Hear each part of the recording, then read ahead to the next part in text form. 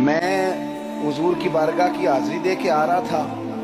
पंजाब की थी, किसी गांव की थी, और उम्र भी बहुत ज्यादा थी।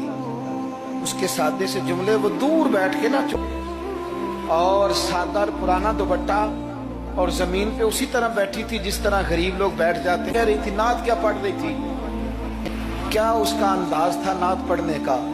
औरतें जिस तरह बात करती थी, हमारी बूढ़ी माएँ इस तरह वो बात कर रही थी, और इशारे करके ना मदीने के दरो दीवार की तरफ अपना मजा पूरा कर रही थी। कह रही थी वेखो नी वेखो हो किड्डे करम कमाए सो, मेरे जे गंदे मंदे भी दर ते बुलाए सो।